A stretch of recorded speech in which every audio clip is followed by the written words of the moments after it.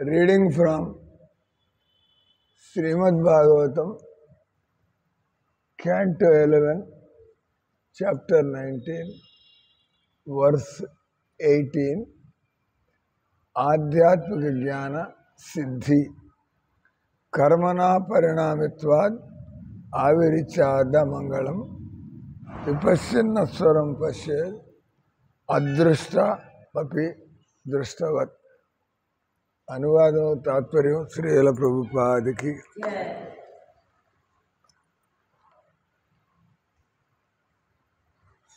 ఏ లౌకిక కార్యమైనను నిరంతర పరిణామశీలమనియు బ్రహ్మలోకమునందైనా కూడా అమంగళమే ఉన్నదని బుద్ధిమంతుడు చూడవలసి ఉన్నది. తాను చూచినదంతా నశ్వరమై ఉన్నట్లుగా జగత్తునందలి సకల వస్తువులు ఆది అంతములు కలిగి ఉన్నవని అతడు నిజముగా ఎరుగగలడు.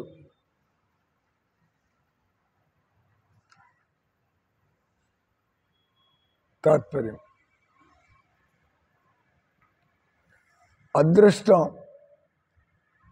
అనే పదం విశ్వమునందలి ఉన్నత లోకాల్లో లభ్యమయ్యేది మహోన్నత జీవన స్థాయిని సూచించును. అట్టి స్వర్గలోకవాసం వేదవాంగ్మయమునందు వర్ణితమైనను ధరణిపై వాస్తవముగా అనుభూతము కాదు. స్వర్గలోక ప్రాప్తి గురించి వేదములందలి కర్మకాండ భాగములో చెప్పబడినవని, అచ్చటి లభించిన సుఖము శాశ్వతము కాకపోయినా కనీసం కొంతకాలమైన జీవుడు దాన్ని అనుభవింపవచ్చును కదా అని ఎవరైనా వాదించవచ్చు.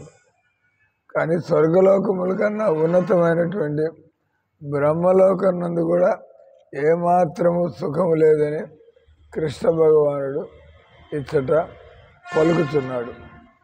ఉన్నత లోకములందు కూడా శత్రుత్వము, విరోధము, శోభ, శోకము, చుట్టతులకు మృత్యువు ఉండనే ఉన్నవి.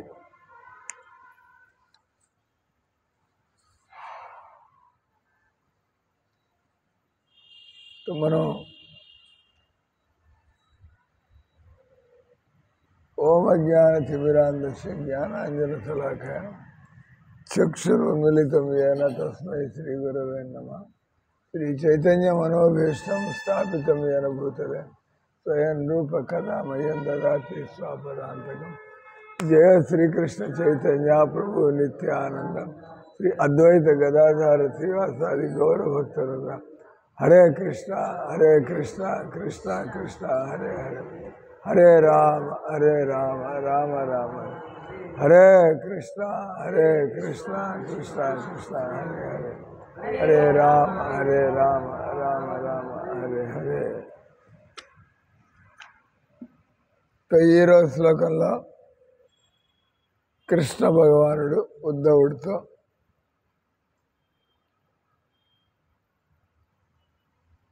ఆధ్యాత్మిక జ్ఞాన సిద్ధి, మనం సంసారపు ఆలోచనలు, సంబంధాలు, కార్యాలు, సంసారపు మాటామంతి దాని అంటారు సొసైటీ, ఫ్రెండ్షిప్ అండ్ లవ్. రూప గోస్వామి ఒక గ్రంథంలో నీకు సమాజము, ఇక్కడ స్నేహితులు, ఇక్కడ ప్రేమ వినియోగాలు, ప్రేమలు, ఇక్కడ వ్యక్తులతో ప్రేమమయ సంబంధాలు, ఇక్కడ వ్యక్తులతో మైత్రితో కూడిన సంబంధాలు, ఇక్కడ సమాజపు పనులు కదా, రకరకాల పనులు. ఈరోజు వాళ్ళ ఇంట్లో పెళ్ళి, ఈరోజు వీళ్ళింట్లో నలుగు, రేపు వాళ్ళ ఇంట్లో కరమంత్రం, ఈ రకాల ఏదో ఒకటి జరుగుతూనే ఉంటాయి. ఎవరైతే వీటిల్లో ఇంట్రెస్టెడో వాళ్ళు దయచేసి ఆ యమునా నది ఒడ్డున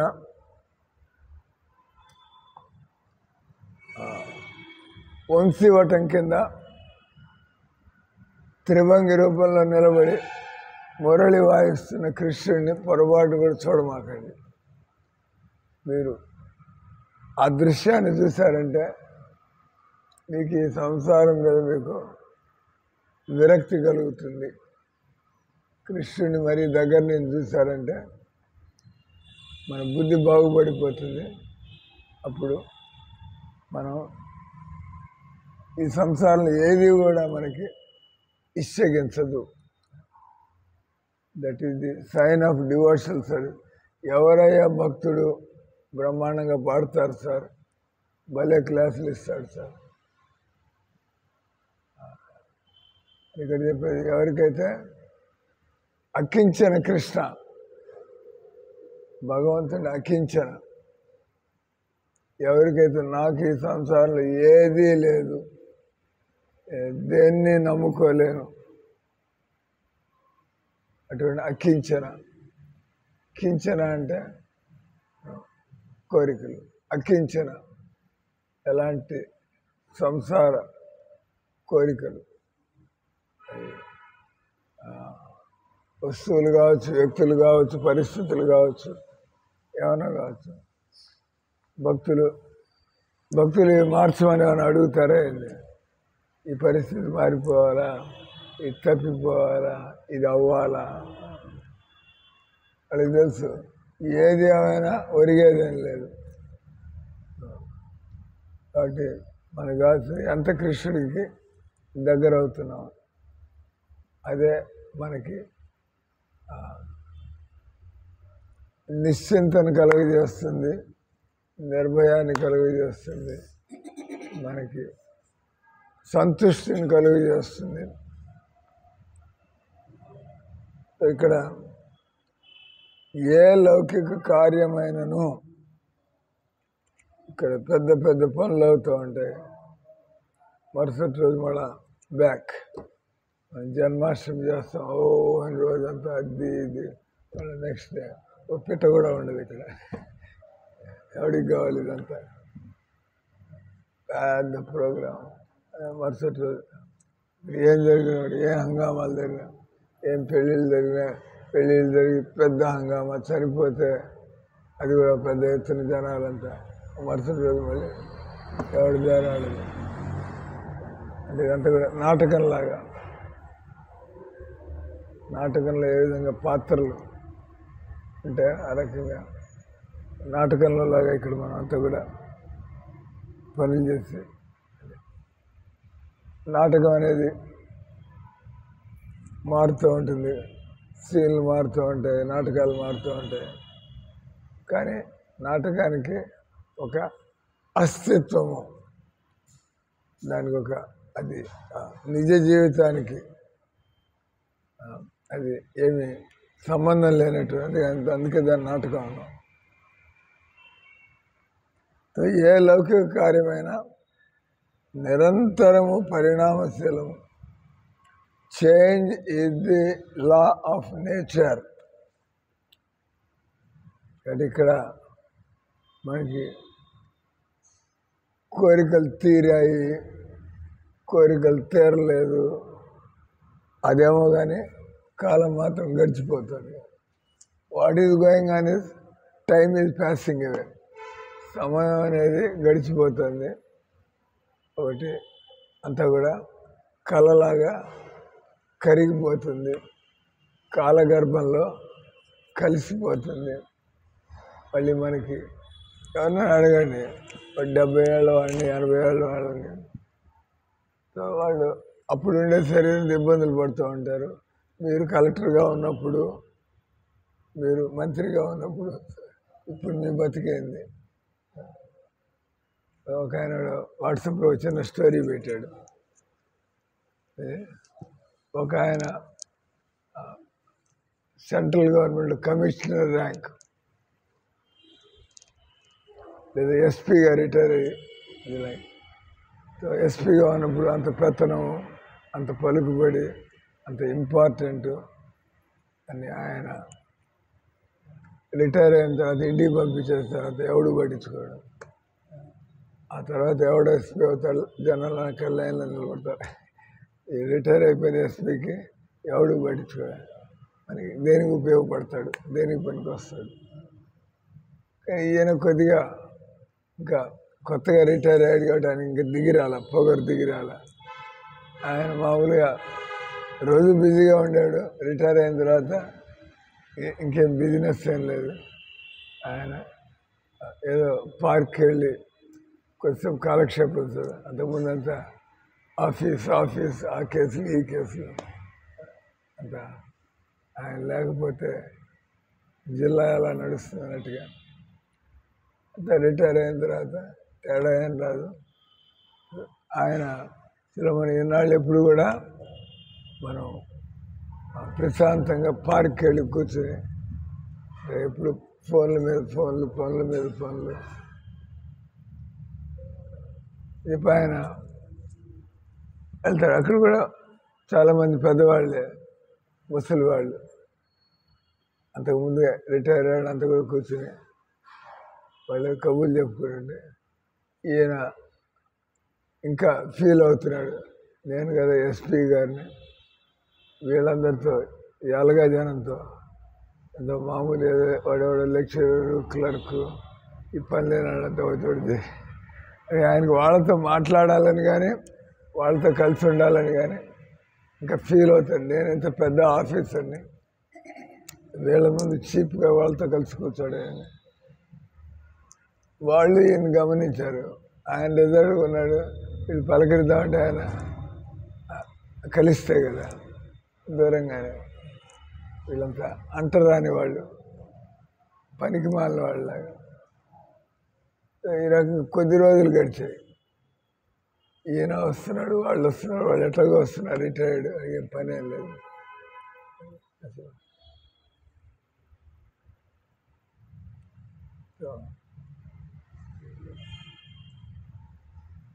కొద్ది రోజుల తర్వాత వీళ్ళే చొరవ తీసుకుని, వీడావిడ మనలాగా రిటైర్ అయినాడులాగా ఉన్నాడు, ఇంకా కేర్ ఆఫ్ బజార్, మరి పని ఏం లేదు ఇంకా అని వస్తాడు. ఇంక వాళ్ళే పలకరించాను. అంటే రోజు నేను అంటూ ఉంటా కదా, రోజు ఎవరిన మందిరానికి వస్తుంటే వాళ్ళ పేరు తెలియకపోతే వాళ్ళని మీరు వాళ్ళని పలకరించకపోతే అంటే మనకి ఎలాంటి ఎటికెట్, అది సభ్యత లేనట్లు. అంటే రోజు ఏదో వచ్చిపోయినాడు అన్నది నీ పేరుంది అది మనకు అవసరం లేదు. అని ఎవరైనా మందిరానికి రోజు వస్తామంటే వాడు ముసలాడు కావచ్చు, ఎవరైనా కావచ్చు, కొద్దిగా రోజు చూస్తుంటే వాళ్ళ పేరు తెలుసుకోవాలా, వాళ్ళ బ్యాక్గ్రౌండ్ కొద్దిగా తెలుసుకోవాలి. నేను రోజు చూస్తున్నాను కాబట్టి మనకి గుర్తుపెట్టుకోవడంలో ఎలాంటి ఇబ్బంది ఉండదు. వీళ్ళే పలకరించారు. పలకరిస్తే ఇప్పుడు ఆయన ఇప్పుడు నేను ఈ మధ్యనే ఎస్పీగా రిటైర్ అయినా అని చెప్పారు. అని చెప్తే ఆయన వాళ్ళని అడిగారు, మీరు అంటే రిటైర్ అయిన తర్వాత మళ్ళీ ఆ హుందాతనం, ఆ పదవికి ఉండే అదే ఉండదు కదా, మన దగ్గర పవరే ఉండదు. అర్థమైన వాళ్ళు బతికంటే ఇంత, అక్కడ ఆ డ్రామా జరిగింది, ఇప్పుడు ఈ డ్రామా ప్రారంభమైంది. ఎస్పీ గారు వీళ్ళని అడిగారు, మీరు ఏం చేసి రిటైర్ అయ్యారు? చూస్తే ఆయన బిత్తరపోతాడు. వాళ్ళంతా ఈయన ఎస్పీ, వాళ్ళంతా ఐజీగా, డీజీఎంగా, వాళ్ళంతా సెంట్రల్ కమిషనర్గా రిటైర్ అయ్యి వాళ్ళ ముందు ఈయన ఈగలాగా ఎస్పీ గారిని జిల్లా ఊరి నాయరు వీళ్ళంతా చూడడానికి పనికిరానాడు పల్లె రాళ్ళ కూర్చొని కబుర్లు చెప్పుకుంటారు. ఇప్పుడు ఆయనకు అర్థం మన మన బతుకు కూడా ఇది ఏముంది ఇక్కడ అంటే ఇంకా ఆయనకి పవర్ దిగి రాలే ఇంకా ఫీల్ అవుతున్నాడు ఇంకా ఆయన నేను ఇంత పెద్ద ఆఫీసర్. సో పాయింట్ వచ్చి change is the law of nature. ఈ ప్రపంచంలో కృష్ణుడు భగవద్గీతలో కాల కలయతామస్మి మృత్యు సర్వ అరస్యాహం. దాని శబ్దాలు భగవద్గీత 11వ అధ్యాయంలో భగవంతుడు కాల అని దానిలో ఆయన నేను కాల రూపంలో అందరి మెడలు ఉంచుతాను. అంటే ఎవరు కూడా అందరూ కూడా దాసులేదు, ఎవరు బాస్ లాగా ఎవరు తిరగడానికి లేదు అందరూ కూడా. కానీ ఎవరైతే అలా అనుకుంటూ ఉంటారో నాకు సమాజంలో ఈ హోదా ఉంది ఆ హోదా ఉంది అని కాల ప్రభావంలో వెళ్ళి ఇవన్నీ కూడా మనకి తెలుస్తుంది. మనకి అలాంటి విలువ లేదు. అవి ఇంకా చెప్పను పోక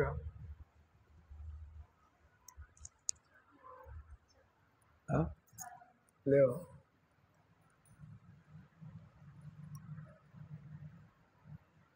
అభిషేక్ మిల్కే జానా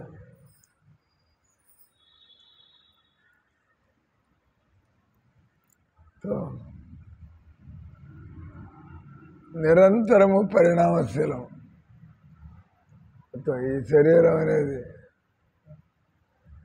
మెల్లిగా తెలియకుండా దాన్ని ఏమంటారు, మనం ఏ రకంగా ఈరోజు గుండు చేసుకుంటా నన్నగా ఉంటుంది, మంచిగా మెరుస్తూ ఉంటుంది. చేయించుకుని మరుక్షణం నుంచి మళ్ళీ జుట్టు ఎదుగుతాను మనకి తెలియదు. మళ్ళీ 4-5 రోజుల్లో మళ్ళీ అప్పుడు తెలుస్తుంది. కానీ జుట్టు అనేది గోళ్ళు జుట్టు लारे वो बाकी काम कब करवा देगा? वो पार्टीशन वाले डाल दो तब हम किसका अंदर रखवाएंगे, क्या सामान रखें? तब तक वो देखेगा तो फिर अभिषेक के पीछे पड़ना पड़ेगा। ठीक है, करवा दो। अब वो प्रभु जी भी नहीं आया, कौन वो स्टील वाला वो काटना है, पैर रखने की जगह वो काट के। वो बोला मंडे आऊंगा, बोला आज ट्यूसडे है। हाँ हाँ, वो आदमी आप जैसा भगत आदमी नहीं है। वो राधाष्टमी के चप्पल बगला रहे, आप पार्टीशन करवा दो। हाँ, पार्टीशन दे दो आदमी को।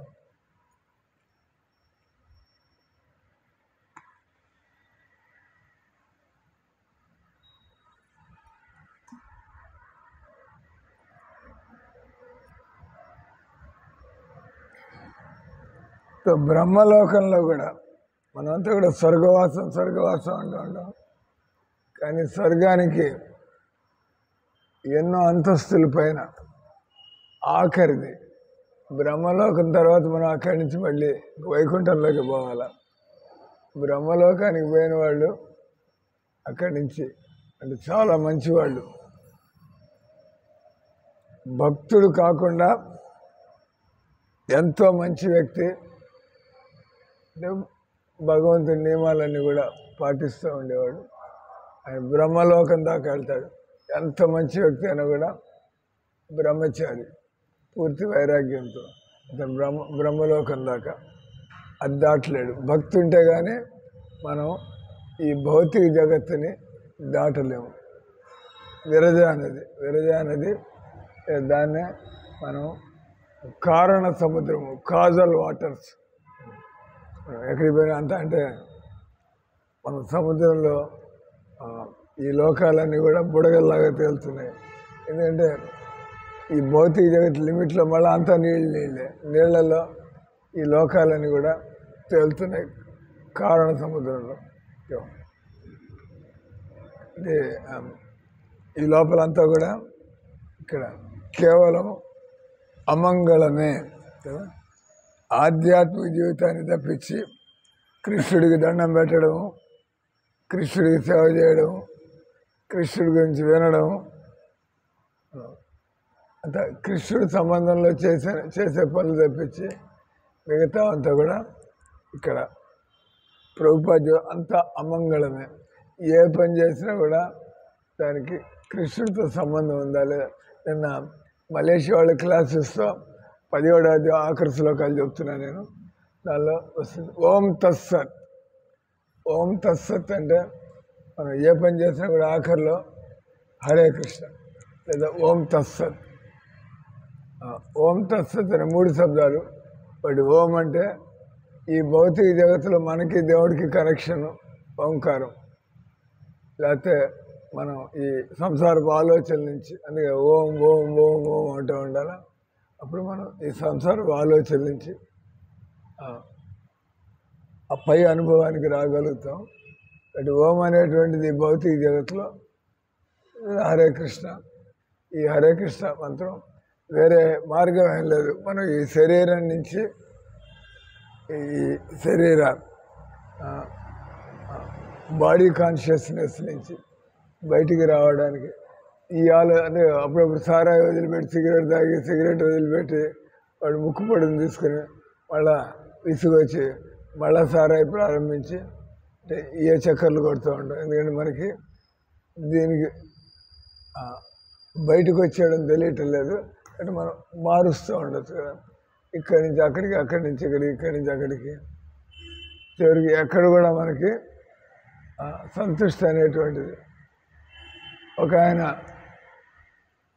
బెంగళూరులో ఒక ఆయన 4 పెళ్ళిళ్ళు చేసుకున్నాడు. అంటే ఒక పెళ్ళాం తర్వాత పడలేదు, వదిలిపారేశాడు. పెద్ద పొజిషన్లో ఉన్నాడు. అంటే తేడాలు వస్తే వదిలేయడం. అయితే ఇంకో పెళ్ళాం మళ్ళీ అదే పరిస్థితి. కానీ ఆయన అర్థం చేసుకోవట్లే. ఆయన వికెట్లు 1 అయింది, 2 అయింది, 3, 4 పెళ్ళిళ్ళు అయిపోయినాయి. అయ్యో చనిపోయిన తర్వాత ఇంకో ఆయన చేసుకుంటే పర్వాలా, అట కాదు. వదిలేసి దీన్ని వదిలేసి దాన్ని వదిలేసి దీన్ని 5వ పెళ్ళికి తయారవుతున్నాడు. దానికి మనకి ఏమైనా తెలివితేటలు పనిచేస్తుంటే మనం ఈ విధంగా ఎప్పుడు కూడా ఇక్కడ చెప్పినట్టుగా మనం కృష్ణ చైతన్యాన్ని తప్పించి మిగతా అన్ని చోట్ల మనం ఏదో రకంగా రాజీ పడాలా, అడ్జస్ట్ అవ్వాలా, భరించాలా. కానీ మనకు అనుకూలంగా ఉంటుందని అనుకోవడం అది మన బుద్ధిహీనత. నేను ఇక్కడి నుంచి అక్కడికి వెళ్ళిపోతే అప్పుడప్పుడు అనుకుంటూ ఉంటారు డివోటీస్ కూడా, ఇక్కడి నుంచి పూనా వెళ్ళిపోతే అని కూర్చోబెట్టి మనకి దండలు వేస్తారా అండి. ప్రభుపాద అన్నాడు, గొర్రెని ఎక్కడికి తీసుకెళ్ళినా దాన్ని బొచ్చు గొరుగుతూ ఉంటారు. అంతే కదా. గొర్రెని పెంచుకునే వాళ్ళంతా ఏం చేస్తారు, నేను కేవలం మేపడానికి పెంచుకుంటాడా, దాన్ని బొచ్చు కోసం పెంచుకుంటాడు. అంటే అలాగే ఎవరైనా గాడిదని పెట్టుకుంటే ఆ గాడిద ఈ యజమాని దగ్గర ఉండొచ్చు, ఆ యజమాని దగ్గర యజమానులు, కానీ గాడిద మాత్రం అదే పని చేయాల్సి ఉంటుంది. ఆ రకం మన యొక్క స్థితి, మనం భగవంతుడి యొక్క దాసులం. ఆ స్థితిలో మనం ఉండకపోతే ఇంకోటికి సేవ, దానికంటే భగవంతుడి సేవ చేయడం మేలు కదా. మనం చూసుకోవాలి. నాకు ఒక పర్ఫెక్ట్, ఒక అత్యంత యోగ్యుడైనటువంటి యజమాని కావాలా.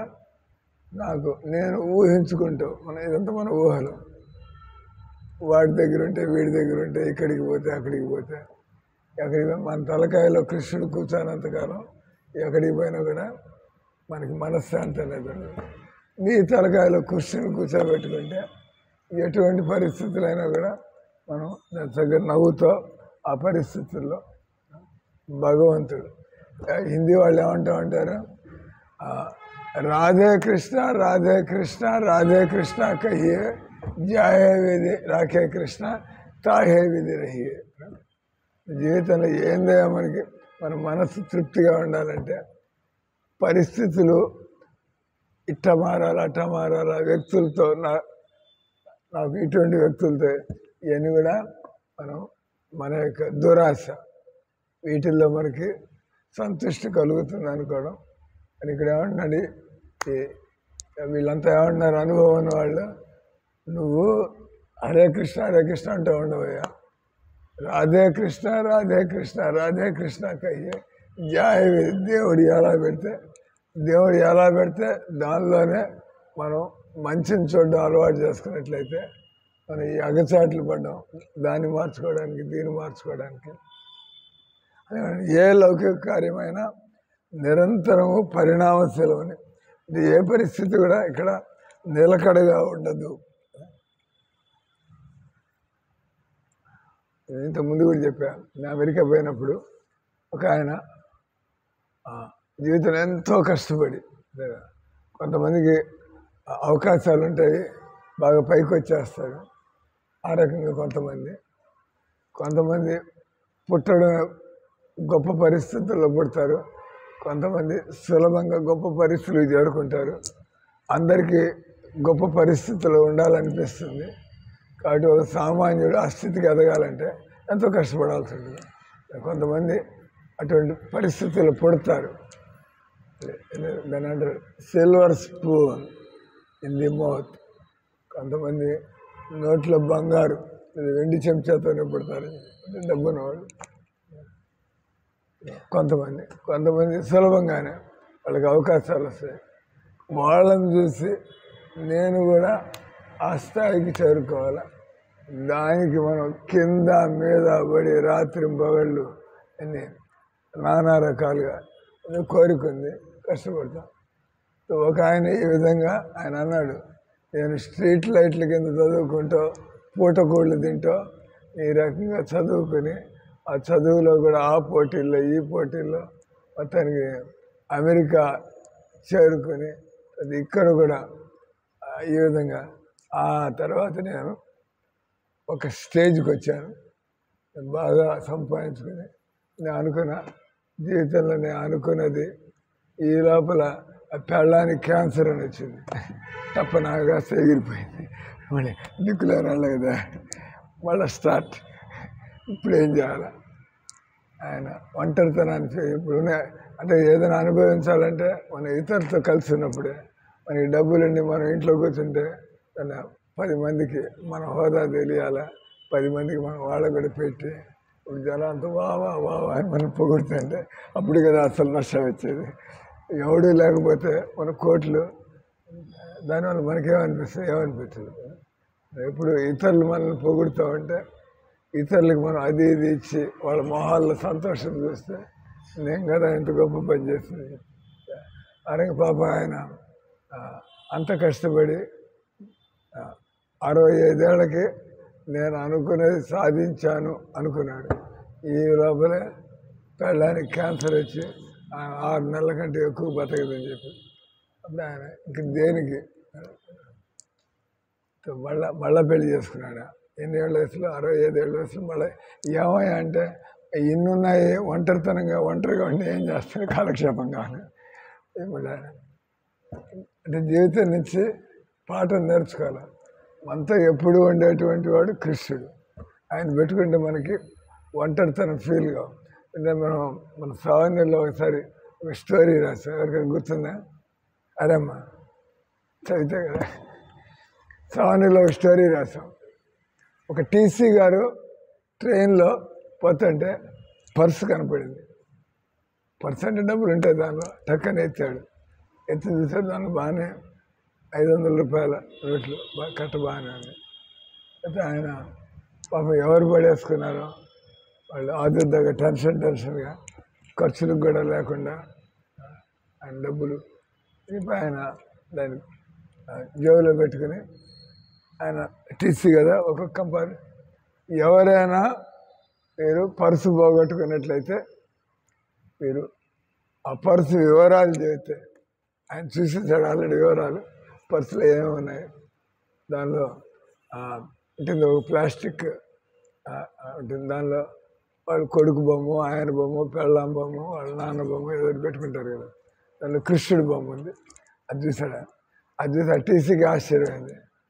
వీడు కృష్ణుడు అందరూ కూడా వాడికి ఇష్టమైనటువంటి బంధువులు బొమ్మలు పెట్టుకుంటారు. కృష్ణుడు బొమ్మ పెట్టాడు.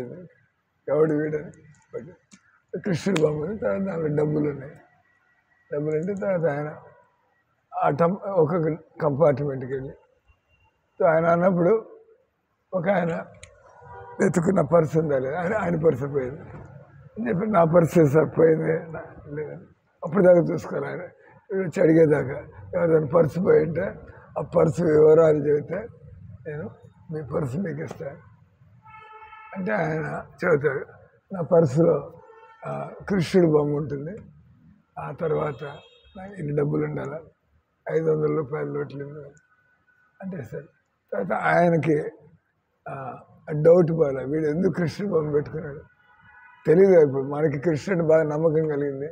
మీరేం చేస్తారు, ఏదో బొమ్మ పెట్టుకోమంటే రూమ్లో మీ కూతుళ్ళు బొమ్మ పెట్టుకుంటారా, మీ నాన్న బొమ్మ పెట్టుకుంటారా, ఎవరు పెట్టుకుంటారు కృష్ణుడు. ఎందుకంటే అర్థమైంది అవన్నీ ఉన్నారు, పోయారు, వస్తున్నారు, పోతున్నారు. కానీ నన్ను ఎవడైనా కాపాడగలిగితే కృష్ణుడు కాపాడుతాడని. ఈయనకి ఆయన తెలియదు కదా అంతలో. కృష్ణుడి దగ్గరికి వచ్చాడంటే వాడు సామాన్యుడు ఏమంటాడు. ఎవడైనా కృష్ణుడి దగ్గరికి వచ్చి పడిపోయాడంటే బస్సు నాకు కృష్ణుడు తప్ప ఏమీ అక్కర్లేదు. ఆయన మహాత్ముడు. వాసుదేవం సర్వమితి సమహాత్మ సుదుర్లభ. ఈ ప్రపంచంలో కేవలం కృష్ణుడిని నమ్ముకుని బతికేవాళ్ళు చాలా అరుదుగా ఉంటారు. అది చాలా గొప్ప విషయం. ఎవరిని అలా బతుకుతున్నారంటే సరే అని చెప్పి నేను అడిగాడు. ఈయనకి పోతే ఆయనకి కుతూహలం పోలా. ఏం సార్ మీకు ఎవరు లేరా, ఏంది మీకు దేవుడు బొమ్మ పెట్టుకున్నాడు మీ పర్సులో అంటే ఆయన చెప్పాడు, నీకులాగా నాకు అందరు ఉన్నారా, లేకపోతే పిల్లలు ఉన్నారు, ఆ పిల్లలకి పెళ్ళిళ్ళు అయ్యి మనవలు ఉన్నారు, కోడళ్ళు ఉన్నారు, తర్వాత మా అమ్మ నాన్న పిల్లలు లేకుండా పిల్లలు అన్నీ ఉన్నారు. ఆయన మరి కృష్ణ బొమ్మ పెట్టుకున్నాడు. ఒక్కొక్కళ్ళు పోతున్నారా, అమ్మ నాన్న పోయారు, తర్వాత పిల్లలు వాళ్ళకి రెక్కలు వచ్చి వాళ్ళు పోయారు, ఆ పెళ్ళాము నేను మిగిలిన, ఆ తర్వాత ముందు నువ్వని అన్నాడు, ముందు ఆగిపోయింది. అప్పుడు నాకు అర్థమైంది జీవితంలో మనం ఒంటరితనాన్ని ఫీల్ కాకుండా ఉండాలంటే బాగా కృష్ణుడితో సంబంధాన్ని పెట్టుకోవాలి. అప్పుడు కృష్ణుడు మనల్ని కాపాడుతాడు కూడా, ప్లస్ మనకి ఒంటరితనం అనిపించదు. ఎందుకంటే మనం కృష్ణ మంత్రం అనుకుంటుంటే ఒకడోడు కుక్కను పట్టుకుని తిరుగుతున్నాడు బజార్లో, మార్నింగ్ వాకింగ్ పోతూ ఉంటాం కదా. వాడు భార్యతో పోతున్నాడు, కొంతమంది ఎవరు ఫ్రెండ్స్తో పోతున్నాడు. వాడు నన్ను చూస్తూ ఉంటాడు, వాడు దిక్కులేని అలాగా జపమాలోటి పెట్టుకుని హరే కృష్ణ.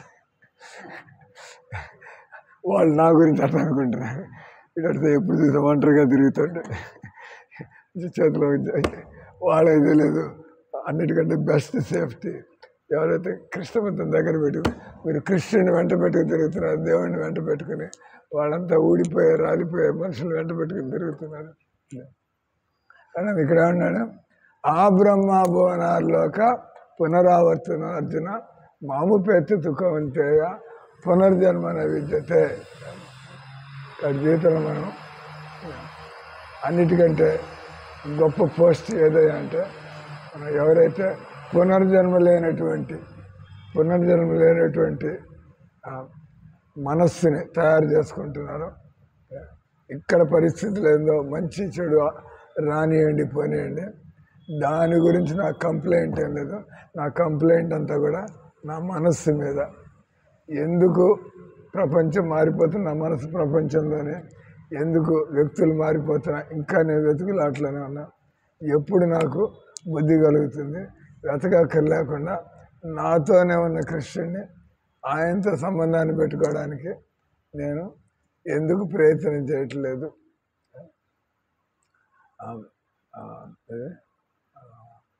భగవద్గీతలో ఈశ్వర సర్వభూతానాం హృదయసి అర్జున తిష్టతి. ఈశ్వరుడు అందరి హృదయాల్లో కృష్ణుడు ఆయన ఉన్నాడు. కాబట్టి మనం నిజంగా వెతుకుతున్నటువంటిది కృష్ణుడిని. అది వదిలిపెట్టి అంటూ ఉంటారు తెలుగులో, సంకలో బిడ్డను పెట్టుకుని మా అబ్బాయి చూసుకో. అప్పుడప్పుడు నేను కళ్ళజోడు పైకి పెట్టుకుని మళ్ళీ ఎతుకుతూ ఉంటాను, జరుగుతూ ఉంటుంది. అప్పుడప్పుడు ఎవరితో మాట్లాడితే కళ్ళజోడు పైకి అంటాం, మర్చిపోయాం అక్కడ పైకి పెట్టినట్టుగా. ఇది కళ్ళజోడు కనపడగానే ఎప్పుడే కళ్ళ అడుగుతాను. వాడిని నా కళ్ళ చూడు చూసేదండి. ఆ రకంగా మనందరం కూడా మన యొక్క నిజమైన సంబంధికుడు, నిజంగా మనకు కావాల్సిన వాడు ఆ కృష్ణుని మనం వదిలిపెట్టి జీవితంలో జన్మలు కానీ ఇక్కడ బయట వెతకాల్సింది ఏమీ లేదు. ఇక్కడ అదృష్టం అనే పదం విశ్వంలో చదివేశాం కదా. కృష్ణ భగవానుడు ఇక్కడ ఏ లోకానికి పోయినా కూడా అక్కడ కూడా ఈర్ష్య, శోకము, భయం, తుట్టతుదుకు మృత్యువు. అది మనం భగవద్ధామం చేరుకునేదాకా మనం ఇవన్నీ కూడా మనం వెంబడిస్తూనే ఉంటాయి. ఎక్కడ మనకి మనశ్శాంతి కలగదు. హరే కృష్ణ హరే కృష్ణ కృష్ణ కృష్ణ హరే హరే, హరే రామ రామ రామ హరే హరే. గ్రంథరాజ్ శ్రీమద్ భాగవతం కి, శ్రీల ప్రభుపాదికి.